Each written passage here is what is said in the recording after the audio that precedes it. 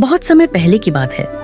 एक समृद्ध राज्य में हरिपाल नाम का एक साधारण लेकिन अत्यंत चतुर किसान रहता था, जो अपनी छोटी सी खेती पर मेहनत करके ईमानदारी से जीवन बिताता था।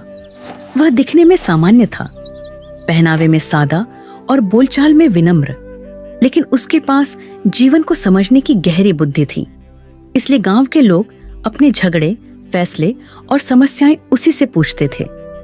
उसी राज्य के राजा वीरसेन न्यायप्रिय और विद्वान थे, पर उनके मन में एक चिंता थी कि आजकल लोग केवल किताबों का ज्ञान दिखाते हैं, जबकि सच्ची बुद्धि बहुत कम लोगों में होती है।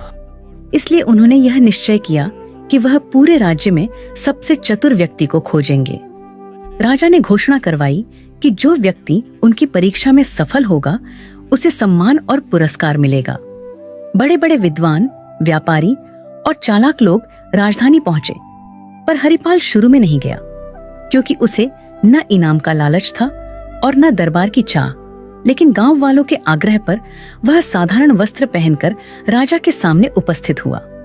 राजा ने पहली परीक्षा में एक पत्थर और लकड़ी का टुकड़ा दिखाकर पूछा कि इनमें से अधिक उपयोगी क्या है। अधिकतर लोगों ने तुरंत उत्तर दिया, पर हरिपाल ने कहा कि उपयोग वस्तु में नहीं, परिस्थिति में होता है। यह उत्तर सुनकर राजा प्रभावित हुए।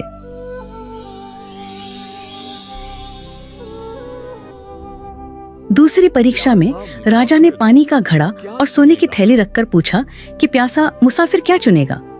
जहां लोग धन की ओर झुके, वहीं हरिपाल ने कहा, महाराज, जीवन रहेगा तभी धन काम आएगा। और राजा और प्रसन्न हो गए। अब तीसरी और सबसे कठिन परीक्षा आई।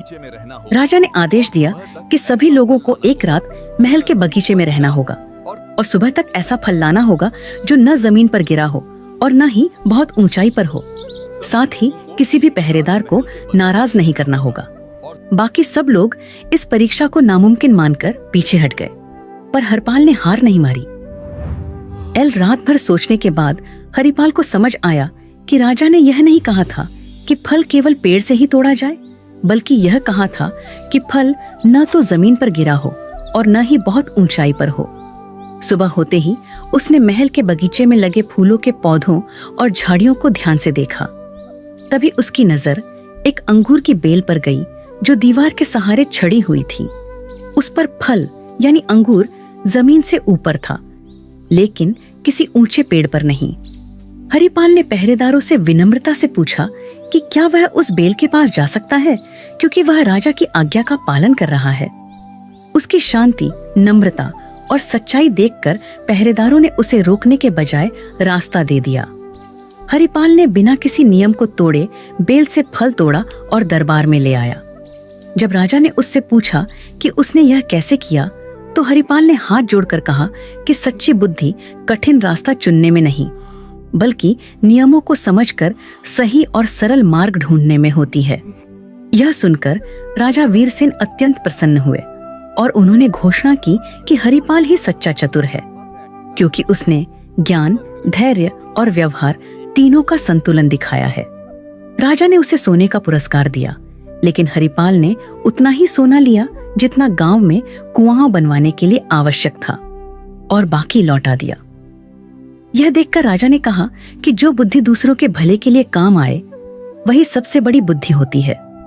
हरिपाल सम्मान के साथ अपने गांव लौट आया और पहले की तरह सादगी से जीवन जीने लगा। लेकिन उसकी कहानी पूरे राज्य में फैल गई और लोगों ने समझ लिया कि सच्ची चतुराई दिखावे में नहीं, बल्कि सही सोच और सही आचरण में होती है।